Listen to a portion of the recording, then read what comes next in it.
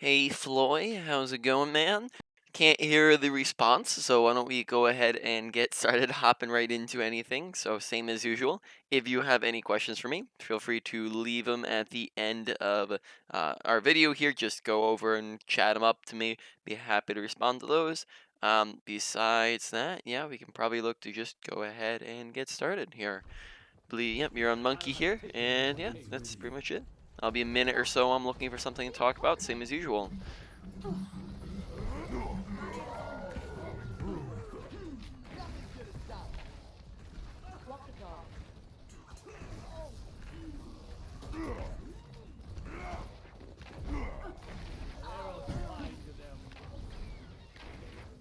All right.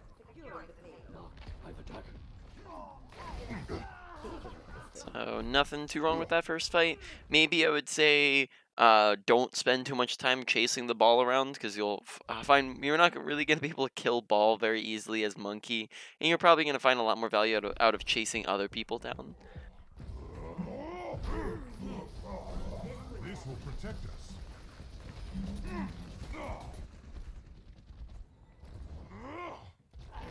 Oh.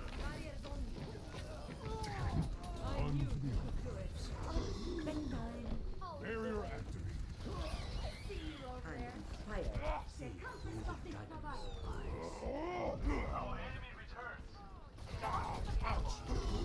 All right.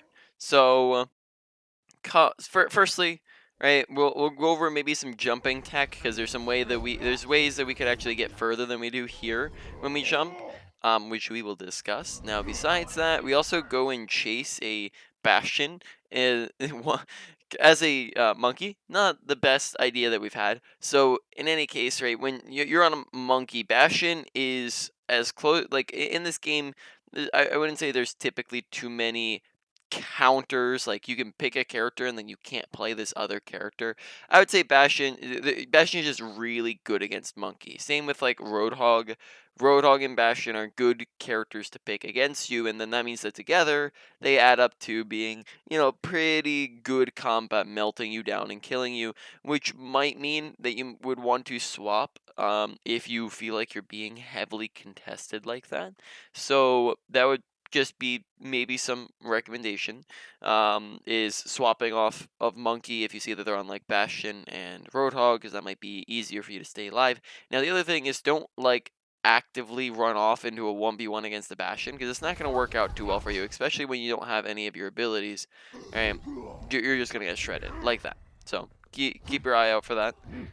I would recommend against it. Same thing with like a Roadhog. You wouldn't go and try to 1v1 a Roadhog.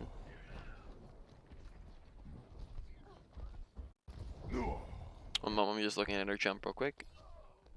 Alright, so we do look up for that jump. That's what we should have done for the one on the Bastion. Looking up so we can get further distance.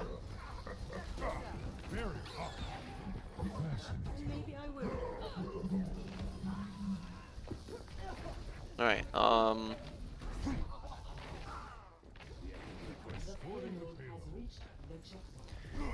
maybe noticing like a little bit of just like hesitation where we could be doing things like here when we just like pause for a second before shooting a Roadhog, right? It's just random pausing, and then we're in a moment here going to pause before chasing after the Lucio, right? Like we kind of pause and then we jump, right? So maybe just noting some of the pauses. Additionally, bubble doesn't do anything there. There's absolutely no reason to be plopping down the bubble, and then that just ends up wasting the cooldown. Okay. On top of that, you going to cart. Oh, are we going to cart? Okay, so yeah, we don't end up actually staying in cart, which is good. We don't need to be on cart as of the moment.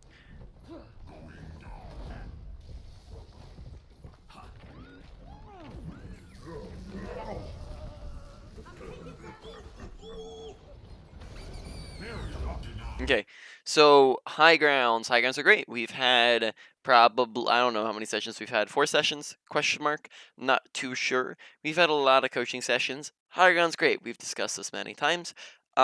look to take high grounds in between fights. You have an ability that can get you to high ground instantly. High grounds are going to be good for you for many reasons. High ground gives you better survivability, gives you better visibility, it allows you to drop straight on top of them without needing to use your jump, right? It allows you to contest their team when they go to high ground, right? So you have many different benefits from going high grounds that we just don't really utilize because we just plop ourselves on the low ground. Yeah, that's a good bubble. All right. I'm noticing that we're not being proactive at all with our engagements. We are playing very defensively here on Monkey. That's good that we got aggressive there.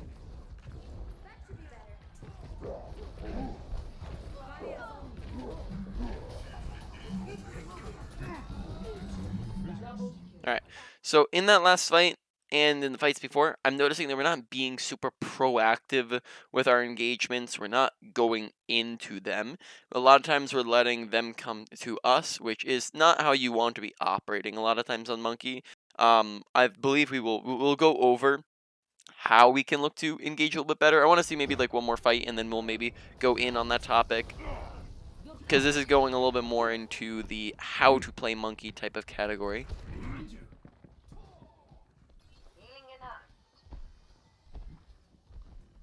You have my thanks.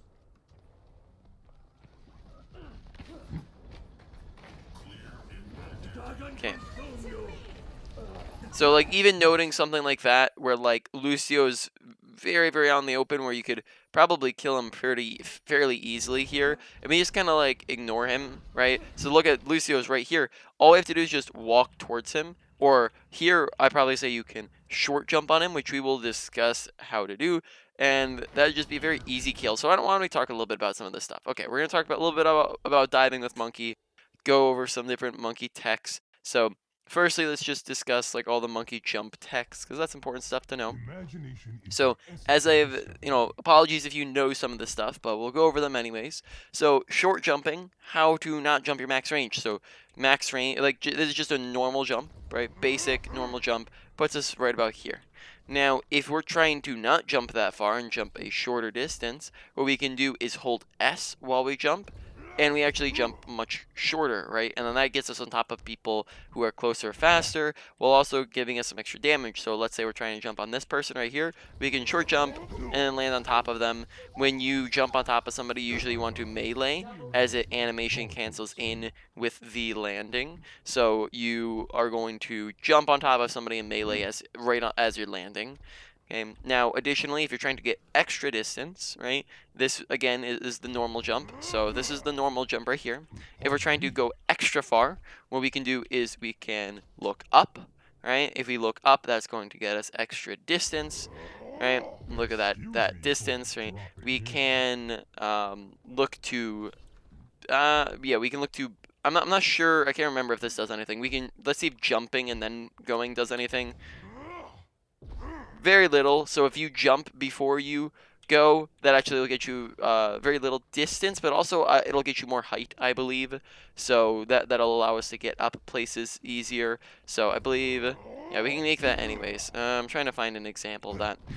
In any case, right, I would just recommend jumping before you go for a a jump, right? Jumping before you go for the leap.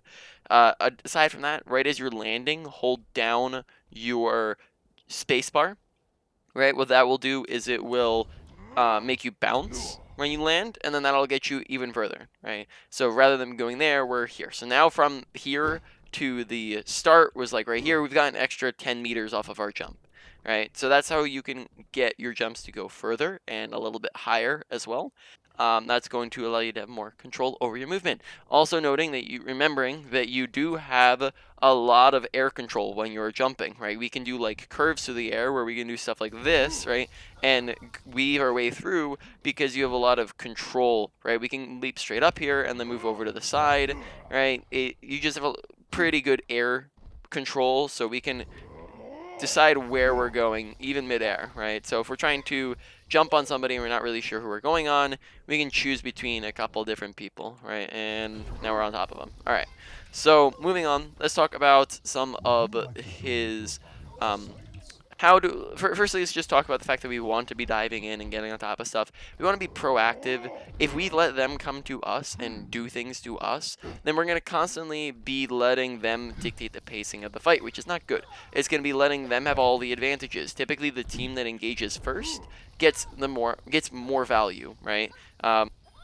Think, for example, right? This is the same concept as ults that are used first get more value, right? If we engage and we go in and we kill some people, well, now they have less people, so if they engage afterwards, they have a lower chance success rate because we've already killed some of them, right? So we want to be looking to engage sooner, not letting them come to us in all these fights, and we especially want to be going after people when we see opportunities. So let's go a little bit into hard diving versus soft diving and how do we actually engage.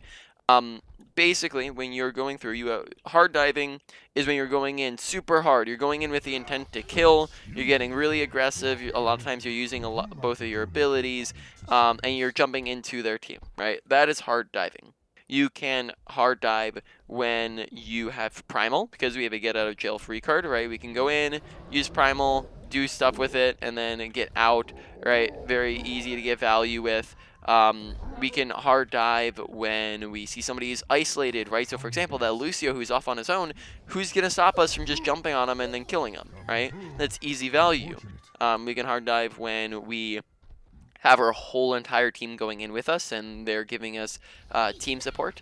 We can hard dive if we see other additional opportunities, such as our team is using ultimates, right? Or they're all really, really low, right? So there's a lot of times where we can, hard dive, and whenever we don't have those opportunities, that's where we need to soft dive, right? So if we don't have any of those opportunities to go in and engage, well, then we can't just leap straight into their backline. We can't just do this, because then we're just going to get shredded by their whole team. Even if we flop bubble, we're still going to get shredded by their team. So that might be where maybe you might have possibly, I can imagine that you tried doing that a couple times and you saw, oh snap, it's not working, I keep dying, and then that led to such a passive playstyle that we have currently. But I'm here to tell you, don't play so passive. You just need to know when to play passive, when to play aggressive. So soft diving is going to typically be engaging. It can be with jump. A lot of times you're going to be engaging without jump, and you're not engaging to kill and go in really aggressive. Your objective is to poke and get ult charge and to do some damage and to create space for your team, and therefore looking for an opportunity. So if we're soft diving, a really easy way to do this is to come from high grounds, right? High grounds allow you to soft dive very easily. So if we come up here to high ground, right, we're going to wait for our ability to come back. We're going to drop on top of him, and then we're going to, now we can go in and get aggressive, and this is soft diving. Now if they pressure us and we're low and we need to get back out, well, now we can just leap back up to the high ground and get healed and then repeat, right? Very easy. Now compare that to, because we can get out here within seconds. We can drop, right? And then we can immediately get out, back up to the high ground. Whereas if we were to leap in, we have to stay in there for the next, 4 or 5 seconds before we're able to leap out, because we used our ability to engage. So it gives a lot more flexibility to be able to disengage, right?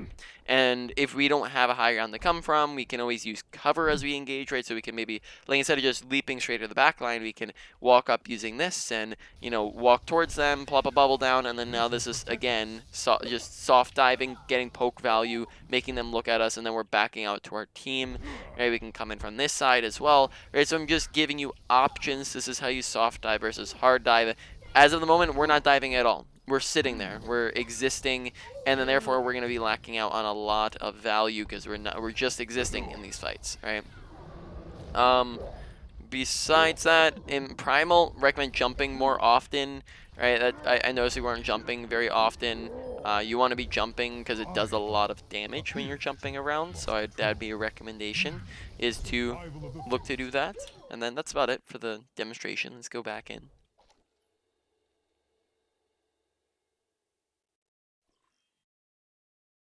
Welcome to reality. Ready for battle.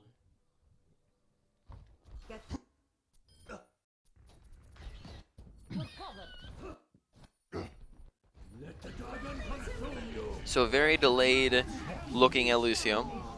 Fundamental. Barrier activated.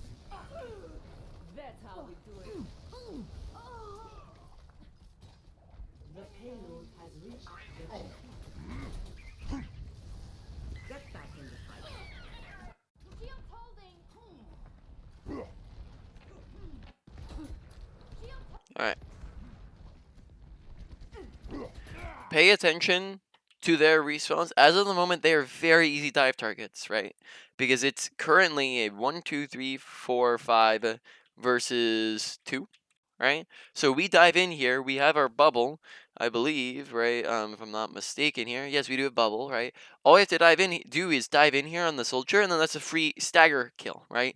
To repeat, we've probably gone over this in the past, but to repeat, staggers are whenever somebody dies late, right? If you kill soldier here, then he respawns and his Zarya is already walked back up to here by the time he respawns, and now Zarya has the choice. Either she waits for soldier, in which case you've just wasted so much of their time, or Zarya goes in without soldier, in which case you've just put them at an active disadvantage and they're more likely to lose, right? And that can also start staggered trains where soldier dies, then Lucio dies, and then Zarya comes in without them, and then Zarya dies, and then Mercy comes in without them, and then Mercy dies, right? And then they keep doing that in a loop. So here we should be pressing our advantage. You do not need to be on cart. Not sure if we think we need to be on cart. But just in because I can't ask you here what you're thinking, but just in case we have like we think maybe we should be on cart. Firstly, it caps out at 3 people. Having 5 people or 3 people will not make a difference in the speed in which cart is going. So it goes 1, 2, 3, and then that's the cap, right? Now, additionally, you do not need to be on cart even if you don't have 3 people on it, right? You only ever need 1 person on cart at a time. On a payload map, right? On every single point, you have you have 2 fights that you need to win on attack, right? You have the first fight that happens around this bend right here, and then the second fight which happens around this bend right here, right? 2 fights. First fight happens around either here or here. Second fight happens at around the end or here, right? Somewhere around this stretch. So 2 fights. Again, first fight happens around this stretch, maybe this stretch. Second fight happens at the end, right? So on every single point, you have 2 fights that you need to win in a row. It will be longer if you lose those fights. It'll be more fights if you lose them. And if you get stagger kills, that can be less fights. So you can make it even 1 fight if you get stagger kills. So go in and get stagger kills. Don't just sit around here. You only ever need 1 person on cart because having 3 people will not change the fact that you need 2 fight wins still, right? So therefore, go and get kills, go and get better positioning. Don't sit around on cart because it's not worth it. So as of the moment, more aggressive is what I'm looking for. My ultimate is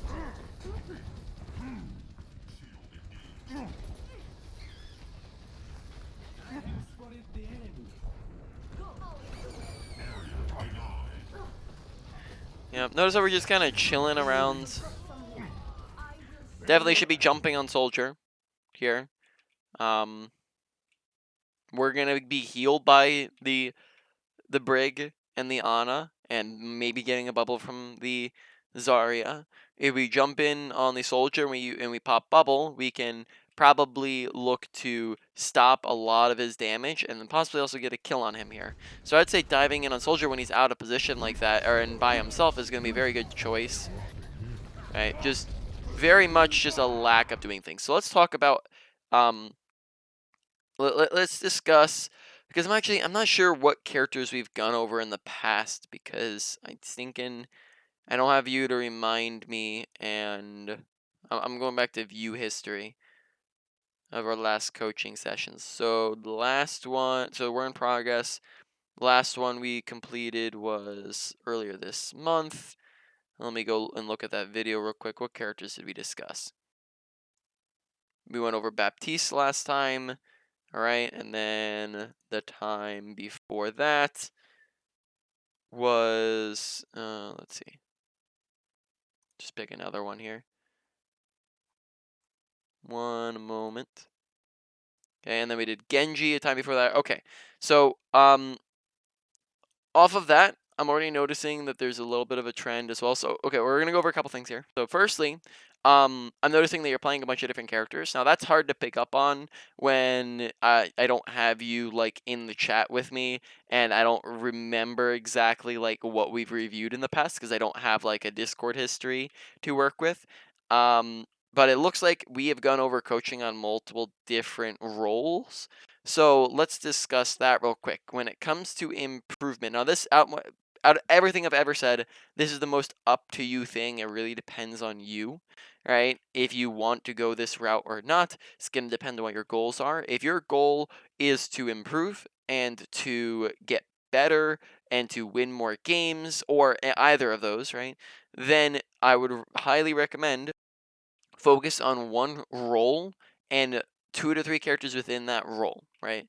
Every role and every character plays differently, right? When you play between roles, they play drastically differently, and then even between characters, you're working with different abilities, different ultimates, different play styles, different ways that you shoot, right? Different mechanics. You have different things to be aware of, right? So every character has differences, and when you spread yourself too thin, so if you come back for coaching on this character, then this character, then this character, then this character, well, then you're spreading yourself so thin that you might not have very fast improvement, right? It's going to slow it down very drastically. So think, for example, let's say that we have 600 hours in the game, right? And then we play 6 different characters, 2 on each role, right? This is just an example. So we'll say we spend roughly 100 hours per character, right? Now that's going to be very spread out. You're probably going to improve very slowly. But if we look to cut out, let's say we cut that in half, and we cut that down to 3 characters. Well, now we've just doubled our playtime on those characters, right? And then if we look to cut that down to 2 characters, well, now we've just tripled our playtime on those characters. So we've gone from 100 hours on them to 300 hours on each of them, right? With that same amount of time. So, um, if your goal is to just have fun, ignore everything I just said. Go ahead and do whatever you want, right? If you're just playing to have fun, right, then playing whatever characters you want is perfectly fine. That's what I do because I play to have fun right now. But if you're looking to improving it better, highly recommend stick to one role, stick to 2 to 3 characters within that role. You could also go somewhere in the middle if you feel like you're too spread thin. That's part's up to you. Now, I'm not sure if we've gone over tank very much, so let's like with the assumption that we haven't reviewed this before, and then if we have reviewed this before, then it's a reminder. Let's talk about aggression scaling. So when it comes to how aggressive should you be, you want to think about your aggression on a scale. 0% is very, very passive. 100% is very aggressive. 50% is your neutral. That is where you begin. That's where you start off on every fight. It's where you should be just defaulting to 50%. Currently, our default looks more like a 25%, right? So we are playing twice as passive as we should be, right? We're playing way too passive when we should be just neutrally doing things, right? Where we should be engaging. Now, let's discuss how do you adjust along this scale, because you're going to adjust along this scale. You adjust up on the scale and you get more aggressive when you have opportunities and when you have advantages. So advantages, I believe in the past we probably would have gone over kill feed watching before, but when you are up, up kills, right? Let's say you're up one person, right? You get a kill, you're going to bump it up and get more aggressive because that's an advantage. So you're going to go from maybe like a 50 to a 60. Then you get 2 kills, maybe you're going from like a 50 to a 70, right? You get 3, 4, maybe you're an 80, 5, 6, maybe you're going 90, 100, right?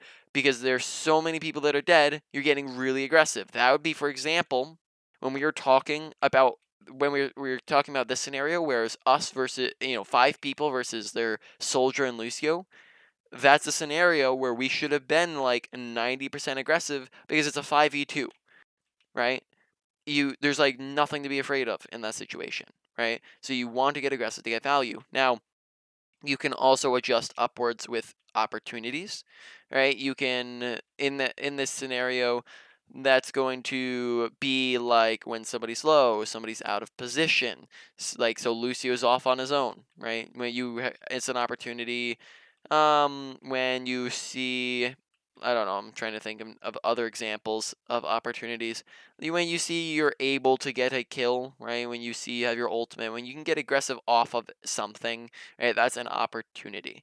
When you go downwards on the scale. You're gonna play more passive when you have a lack of resources and when you have disadvantages. So disadvantages would be like the same thing as the kill feed thing, right? When you're down people, you're gonna you're gonna play more passive, right? So your teammates, you're down one person, maybe you're playing at a 40% now instead of 50%. You're down two people, now you're maybe at a 30% over 50%, right? And so forth. You also go downwards if you have a lack of resources. So resources are going to entail your health bar, your abilities, your ammo, your ultimate, right? So those are resources. If you have, there's a very big difference between having all of your HP versus having 10 HP, right? 10 HP, you're probably going to be at 0% aggression. You're going to be backing up and playing incredibly passive because otherwise you die, right?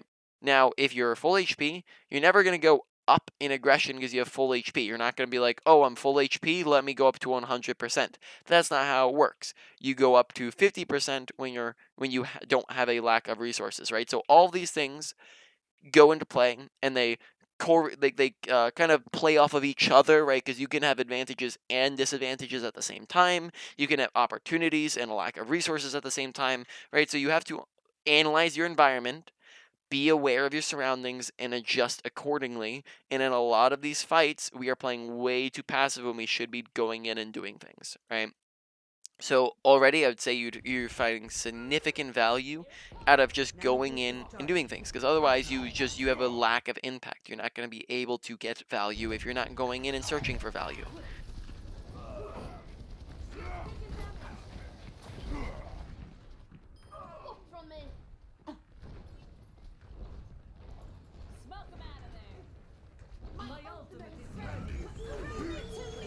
Like, notice how we're letting them engage first. Here we can be getting like our aggression currently should probably be like a, let's see, I would probably say as of the moment your aggression should be like a 60 or so, because of the fact that we're going to get primal as soon as we dive in. So we can get aggressive here when we want to be engaging so we can do things, yet we're chilling in place and we're playing our aggression like we're at a 20% right now, right? Where we're just kind of peeking a little bit, and that's it, right? We're not engaging, we're not doing anything when we should be at a 60%, which is much more aggressive, though still not at 100%, right? And then because we sit around, they come in, they use ults first, they get value first, and they're probably going to be at an advantage. Here, again, there's absolutely no reason why you should not be diving in on top of that bastion. You have primal, right? Be aware of the fact that you have primal. You have full HP here in this situation. That means that you can go in and dive on top of bastion and tank for your teammates, and be able to do that fairly well because of the fact that Bastion's not going to be able to one tap you, right? Bastion at max with his, I think with his gun, he's going to do what, like 200? It's over 200 because he one taps squishies, right? At maximum, he's maybe doing like 240 or something like that. I don't actually remember how much damage he does with his gun, but he's not going to one tap you. Also, look at his health bar. If you dive him here, he's dead. He dies, right? So here we're not paying attention to his health bar. We're not paying attention to our health bar. We're not paying attention to our to the fact that we have our ultimate. We're not paying attention to the fact that Brig has her ultimate, and we're not paying attention to the fact that Bastion is way far out of position. Look at where he is in comparison to his team, right? So there's so many different things that are screaming at us, hey, you should be diving Bastion right now, and then we back up, right? And then we dive Bastion pretty late there, right? After he's already dead.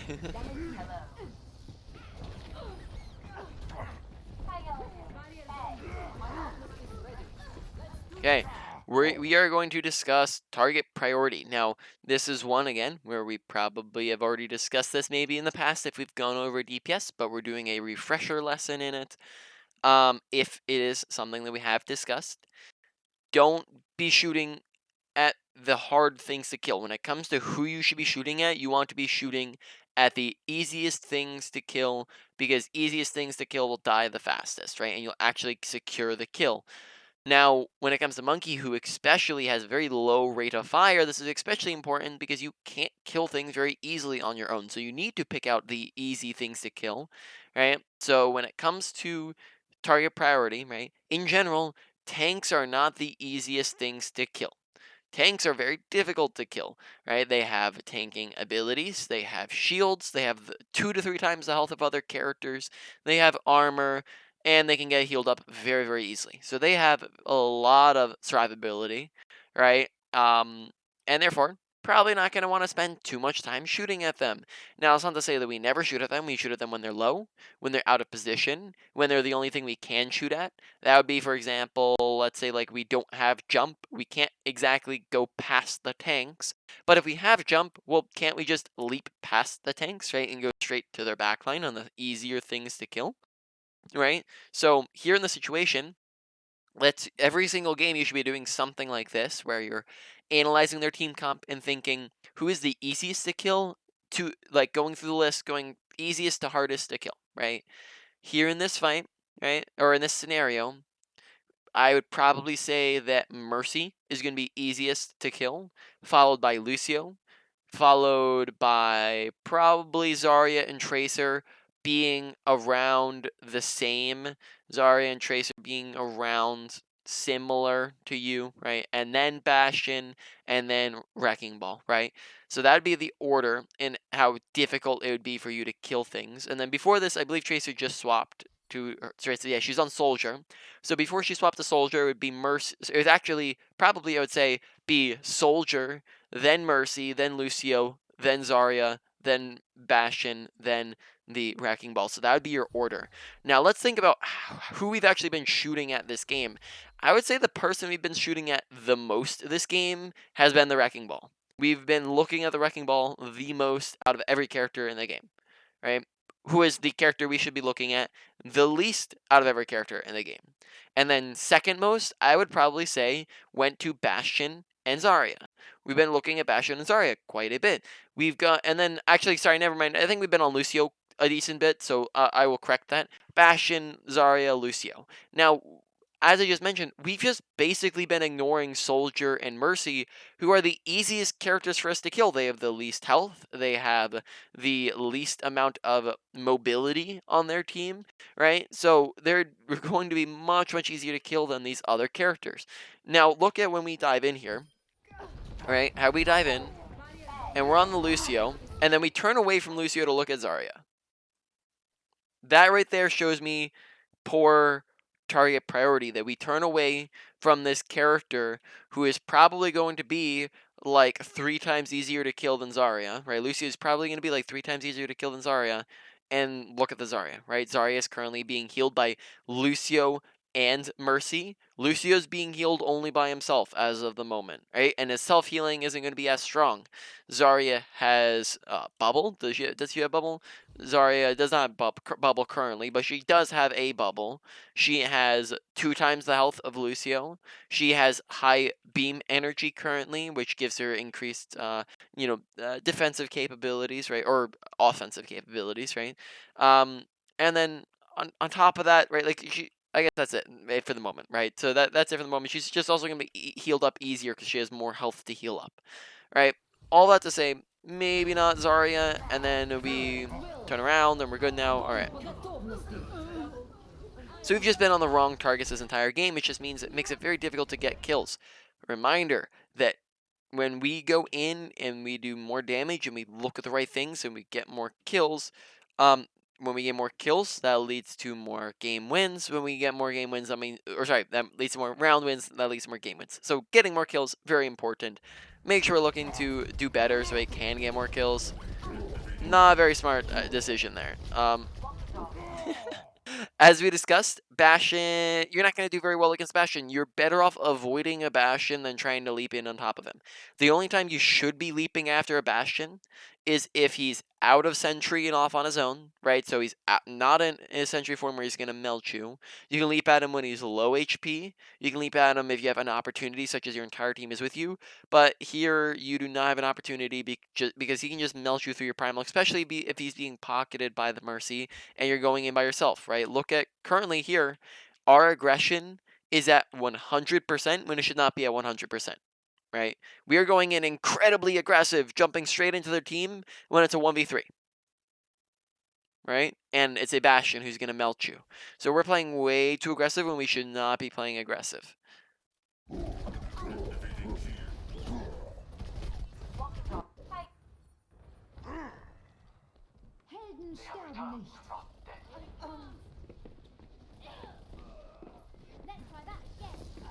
This will protect us. Okay, watch just plopping your bubble down to not do anything, right? It doesn't really accomplish anything. You weren't even, no one was even, Tracer was shooting at your Ashe, yes, but Ashe wasn't low. She didn't need bubble. Tracer also looks away when we bubble, right? So make sure we're actually bubbling when it's needed, when people are low, in danger, when people are actually looking at you and shooting at you. Form up. Group up with me.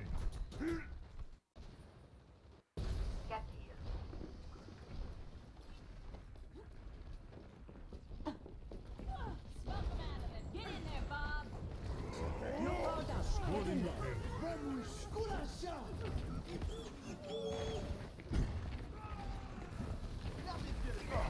Ow! Barrier up. Get in there. Watching your back.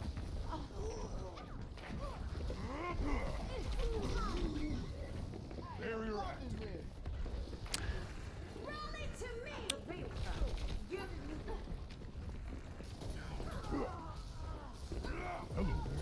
there.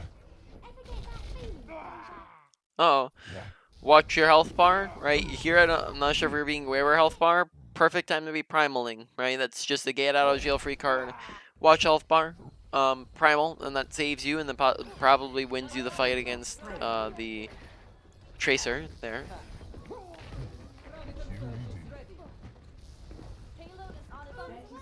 Okay, again, note that we're playing pretty passive here, right? We're coming in and we're sitting around for a good, like, 10, 15 seconds here, right? Like, what are we really accomplishing at the moment, right?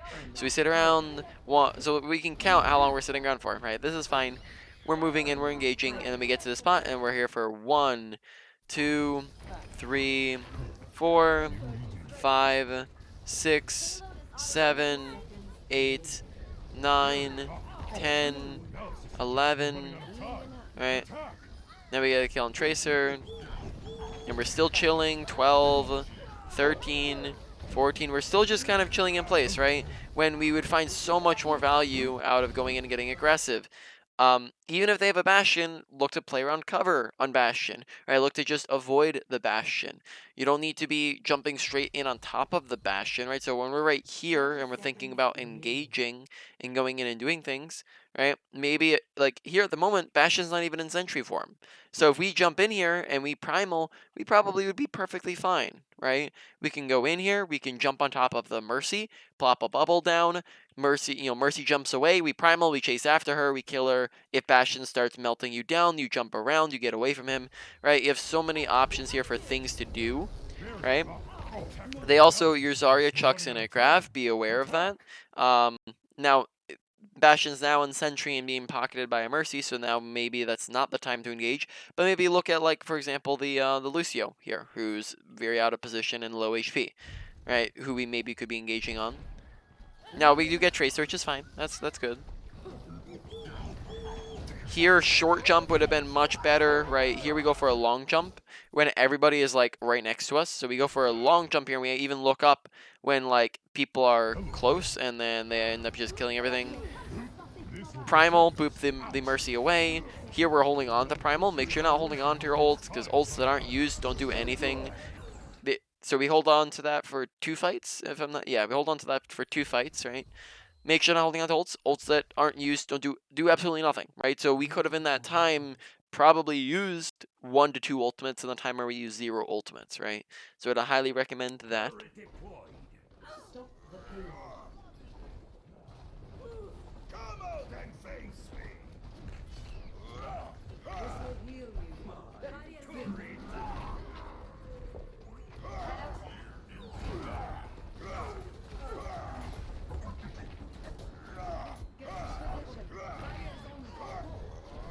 I'm restoring.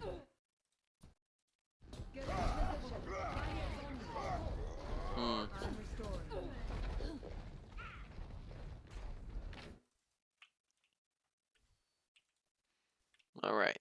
So as of the moment, notice our passive playstyle when it's a 4v4, right? As of the moment, based off of our playstyle, you would assume that, like, we're playing as of the moment maybe like a 30 or so, maybe a 25. So you'd think that right now we're down a person or two, that we're at a disadvantage. Whereas that's not the case at the moment. It's currently even.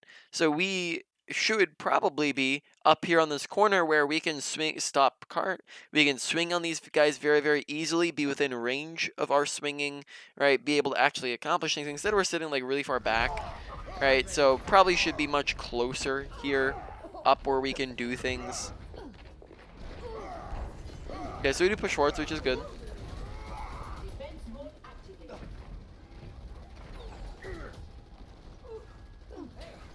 Personne n'échappe à mon regard.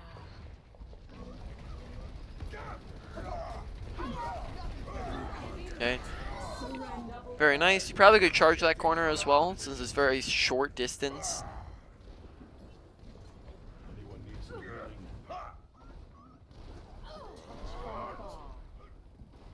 Okay, right now be getting really, really aggressive.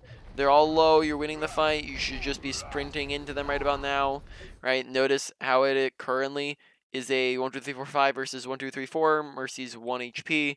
Actually, we're down one person, so maybe not as aggressive as I was saying, right? But yeah, okay, so this is fine. If you see your team's pushing in, that could be a time to go.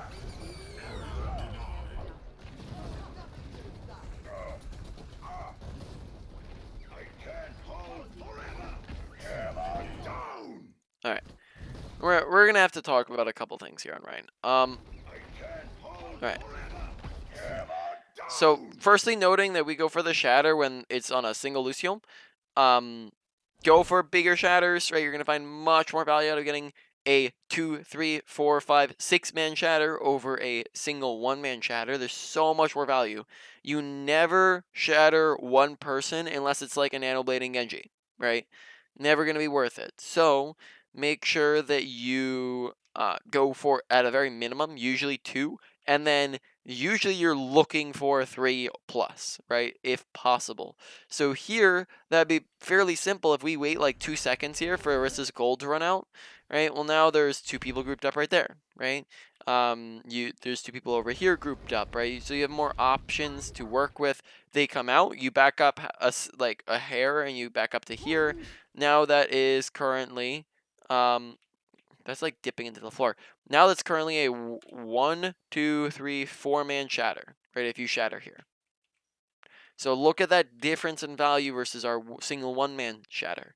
Now, additionally, let's talk about shield management. So when it comes to using your shield, you have times where you need to hold up shield and times where you don't need to hold up shield, right? You need to shield when you are low or when your teammates are low. You need to shield to block abilities and ultimates. You need to shield when you're pushing in aggressively, when you're backing out to play passive. And you need to shield against a ton of spam damage, like when it's needed, of course. So for example, let's say your whole team's in a grab, and you need to shield to save their lives, right? Those are times where you should be shielding, right? That's perfectly fine. Times where you should not be shielding is when those don't apply, or when it's just random spam damage, right? When you're just soaking up this random damage that's coming through. Typically, that random damage is not gonna kill anything, and it's also not useful damage to be blocking when you could just be around the corner and now they can't see you and shoot at you, right?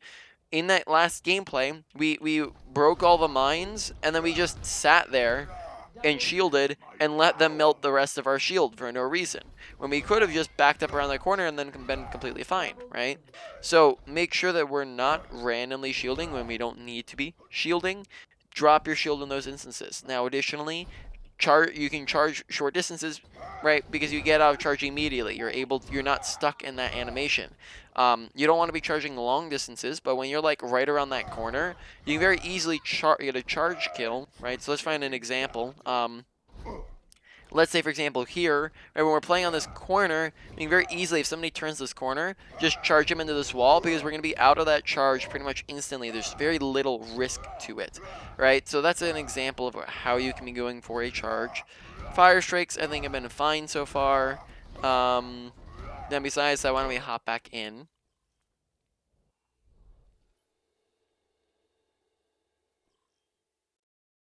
Welcome to Rialto. Ready for battle.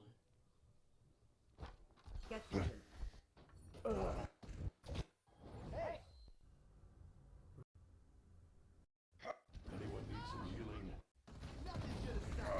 So notice here how we go in, we break a bunch of the mines, which we don't need to be pushing forwards here because look at where our team is. So we're pushing forwards to break mines in front of us when we don't need to be doing that, right? Additionally, we just hold up our shield and we turn our back to them. So where we, like, I think we're trying to break these mines, but keep in mind as well, you can also just swing on them and then they'll break as well. And it'll be, you'll have to swing twice, so it'll be slightly slower, but it'll probably be better than wasting your whole shield on them. Right? And then we just hold it there for them to shoot at. So we end up wasting like half our shield there just to spam. Do we jump here when we shatter? No, I think we get booped, possibly.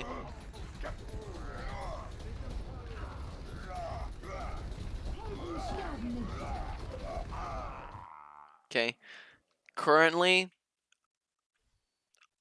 watch where your team is. Pay attention where they are. Currently, aggression should be like 50%. We don't have advantages to push off of. We don't have opportunities to push off of. Therefore, aggression should be like 50% as of the moment. But instead, our aggression right here was a 95%. We were playing really super aggressive. Wrong aggression, right? Make sure we're watching this aggression scaling. We're paying attention to it. You'd be better off holding the corner and playing on the corner. This gives you cover you can use where you don't get shot at. You get to stop cart and halt it here. It makes them have to come through this choke point, right? When it comes to choke points, so choke points are tiny little funnels that you force them to run through, right? When it comes to this choke point, you want them to come through it because you get to shoot them all for free and swing on them all for free and get a ton of easy damage because they're forced in this tiny little corridor. Now, when it comes to choke points, if you hold at the front of the choke, well, now they don't actually have to walk through the choke at all. And in fact, you need to walk backwards through the choke to run away, which means that you don't put them at a disadvantage and you put yourself at the disadvantage. Same thing with if you hold in the middle of the choke. Here we're running smack dab into the middle of the choke when we could just let them walk through it and then be at that disadvantage. Now, don't get me wrong, you could push here if you had an extreme advantage, like let's say it's a 6v3 or a 6v4, or you have another big advantage, then you can play aggressive. That's completely fine. Not in this instance. Let them walk into that bad positioning, right?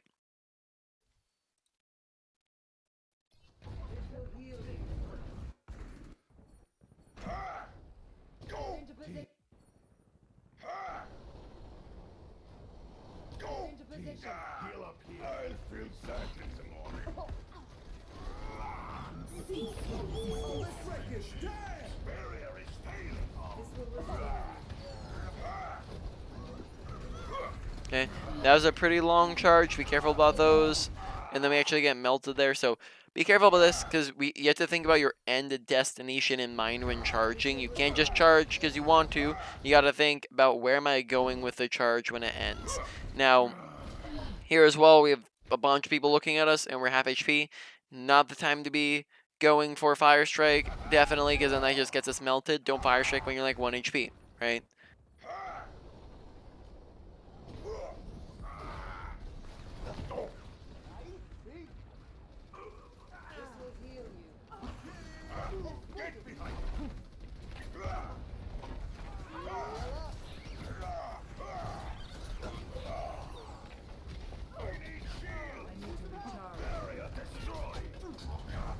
Okay, make sure we're using cover better here because notice how we are currently with our positioning, we're very far on the open and we're on this side of cart, which means that we have a lack of cover. So they turn this corner and they start shooting at us and they melt our HP down because we're out of position, and then they melt our shield and then they melt everything else. So better positioning probably would be just holding further back, holding either beyond cart or holding back here, or you could get your whole team and hold up here, right? Either of these options are fine. Don't stand smack down in the middle of the open, right? That's not the way to go because that's going to get us killed. Reminding you that good positioning is the usage of cover. Bad positioning is the absence of cover, right? And then here we definitely had an absence of cover, which led to us dying.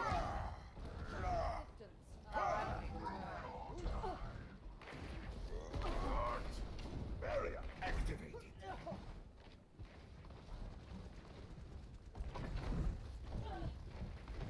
Okay, notice again there, we're just kind of hard shielding against nothing in particular, which just made it so that we just don't have a shield now. It doesn't exist. Okay, we push in and shatter one person.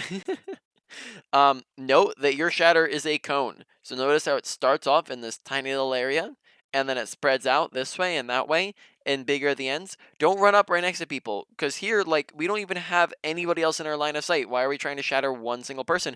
When here, we could have a massive shatter, right? Just wait. You see shield is cracking. Wait. And also Orisa has her fortify. They want to be on cart. They're about to cap. Let shield break. Shield breaks here in like probably like 2 more seconds, right? Stand on this corner, contest cart, let shield break, let Orisa's fortify run out. Just ran out. All you have to do is just let it break, and then boom, you push forwards 2 inches. 1, 2, 3, maybe 4-man shatter, right? 3-man shatter at the best here, right? Or sorry, at the minimum there. No reason to be going for 1-man shatter when you could go for a 3-man shatter, right? Additionally, we also jump here. Don't jump before shattering. It takes longer. I think we jump. It takes longer for you to touch the ground, which means that they have more time to shoot at you. Don't jump and then shatter. Just shatter normally. Okay. Way too over aggressive. Our aggression there was at a 100% when it should have been at a 50% again, right? So we have been I would say on Reinhardt so far, it's been the opposite of Monkey. Monkey, we had a 20% or 25%, let's say 25. We had a 25% default aggression. Reinhardt, as of the moment, we have like an 80% default aggression. Not the way we want to be doing things. You're playing way too passive on Monkey and way too aggressive on Reinhardt. Think through your aggression scaling and when should we be getting aggressive, when should we be playing passive. Now, we're going to go through this game real quick. I actually was not counting through the deaths, but I did notice that we died a lot. So we're going to go through real quick and count them, right? So let's see. Death 1. Okay, we didn't die for a little bit of Monkey, actually. Okay. So we actually went really good on the first attack there. 2, 3,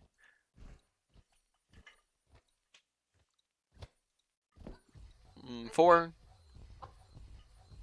Okay, 5, and then that's round. So that's not too shabby on the Monkey, actually. So let's go. So we'll separate Monkey from Reinhardt, because Monkey actually didn't have too bad of a death rate.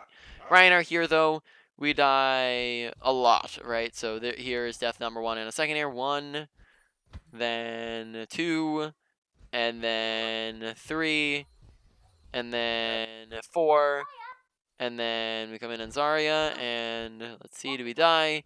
No, we survive a lot longer, right? So right now we just were playing way too over aggressive, and I would say that's why we died. Pay attention to your aggression, that got us killed 4 times in a row, right? So let's go out, we're going to go through the main points, do a quick review, wrap up the session from there. Aggression is the main big one here on our tanks. So, let's go through them. Monkey, jumps, we talked about short jumping, press S when you jump, look up to get higher, hold down, jump before you press your jump button before you're leaping, right? Hold space when you land, that will give you a little bit of a bounce. Bubble, don't plop it down randomly, make sure it's actually going down when you're taking damage when you're doing things, right? And then that's abilities on Monkey. Overall abilities probably went to like a low to somewhere around a low to medium to a medium. On Monkey, Yeah, I'd say it's like a low to medium-ish around that. Reinhardt, Fire Strike was fine. Charge, maybe do it like a little bit more often, like at closer ranges, don't do longer range charges. And then Shield is the big one, making sure that you are using it when it's needed, not when it's not needed, right? We just talked about that, I don't have to repeat it all. Overall, ability usage on Reinhardt probably goes to like a medium priority or low to medium, somewhere around that. So overall, like both your ability usages were like low to medium priority for you to work on, somewhere around that range. Shatter usage definitely needs work, right? You want to be landing more than one man shatters. Intentionally go for more than one mans. We weren't very ambitious with it. It didn't even appear as though we were trying to land more than one man shatters because we shattered when there weren't even other people on our screen, right? It's not like something like blocked it. We just didn't do it like it's the difference between doing this, right? Where we see there's two people, we can shatter two people versus this, where there's one person. We are intentionally going after one single person when there's only one person on our screen. Go for more, be more ambitious, do more with your shatter, right? Overall, shatter usage probably goes to like a medium priority for you to work on. Primal usage, we actually didn't talk about very much with Primal. Just use it, make sure you're not holding on to it. Don't hold on to ultimates, and then, because then they don't do anything. And then make sure that we are not doing it against a solo Bastion, and we can use it to get, to aggress and stuff like that, and get aggressive. Because it's a get out of jail free card. Sometimes we didn't use it as a get out of jail free card, and then we just ended up dying. Overall, Monkey, I'd probably say again, probably goes to like a medium priority for you to work on, right? Then moving on, tanks do not have mechanics, so we don't have to worry about, or I guess, sorry, they don't have mechanics in the aspect of shooting, but they do have other mechanics, so that we have target priority that we were talking about, making sure that we are shooting at the right things to shoot at. Who are the easiest targets to be shooting at? We spend so much time shooting at the very difficult things to kill, like tanks. We'll go for the easiest things to kill, not the hardest things to kill. Come up with a list of that in your head. Even among supports and DPS, there's easier things and harder things to kill. So think that through, and who's the easiest, who's the hardest. Go after those characters. And then besides that, actions per minute. Make sure we're not just sitting around. Make sure we're going in and doing things. Otherwise, we accomplish nothing. That was especially the issue on Monkey. Make sure we're not just sitting there. Overall, target, we'll just make this category target priority. Target priority was like a medium priority for you to work on. Target priority. Moving on, positioning. Make sure you're using cover. Good positioning is the usage of cover. Bad positioning is the absence of cover. Besides that, make sure we're taking high grounds, rotate high grounds in between fights, hold choke points, don't hold up, don't hold too far up on them. You want to hold at the back of chokes, not in the front or the middle of them. Let them walk through the choke. And then overall, your positioning was like a medium priority for you to work on. And then finally, we get into awareness slash aggression. These two are linked because they go together. They impact each other. You cannot know when to be aggressive and when not to be aggressive if you don't know what the heck's happening in your surroundings. So you need to be able to tell what is happening, right? So besides that, let's see. Within this category, I would recommend pay attention to your health bar, pay attention to your abilities, pay attention to the fact that you have your primal, watch your HUD, pay attention to kill feed, what's happening in kill feed, who's up, who's down. That'll dictate your aggression. What's happening around me? Where's my team at? Where's the enemy team at? Watching like the Lucio who's off on that flank, right? Paying attention to tab and what's happening in tab, right? There's so many things for you to pay attention to. Watch for opportunities and advantages and disadvantages and lack of resources, right? All those things dictate your aggression scaling. Change your aggression scaling based off of what's happening around you.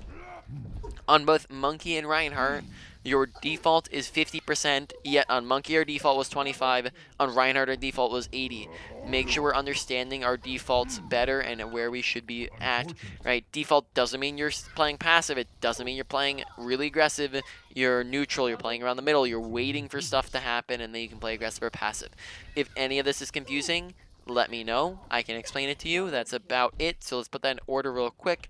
Number 1 is awareness/aggression. By far, though that is a very broad category, you may want to narrow that down. I might recommend starting with just thinking about aggression scaling. That is probably the most important one. Think about how you're scaling your aggression and your gameplay, right? That's the most important one, so think about that first. Number 2 here is going to be your, probably say your positioning. Number 3 is your ultimate usage, and then 4 is your abilities. Oh, sorry, I forgot about target priority. So I'll probably say number 2 is positioning, then let's say target priority, then ultimate usage, then ability usage. So that's the order of them. So let me know if you have any questions about anything, and then after you're done watching this, you can mark the order as complete and then leave a review. If you ever want other sessions, feel free to come back. Be happy to have you. Now, you can, yeah, so just let me know if you have other questions. Now, looking back at like past history, you've come to me 1, 2, 3, 4, 5 times within the past couple of months, right? Maybe the past 6 months or so. So I will just recommend for you, if you want more coaching, which I'd very highly recommend going for, get the subscription. You'll be much better off with it when you get the subscription. It's a 20% discount on your orders, so you're going to be saving a lot of money when you buy these. And then there's no downside to it. You can always just cancel it anytime. And then how that works is that you can just set it up however you want. Order as many sessions as you want. You can get one a month. You can get 2 a month. You can get 4 a month. You can get 100 a month if you wanted. Not that you would, but you can get however many you want to get, however many extras you want to get, and then that order will just repeat once a month. That's how the subscription feature works. Recommend going for it since you're a regular customer and you probably seem like you want more coaching, which is recommended. So in any case, I will see you around. I'll get this recording up, and that is about it. Bye bye.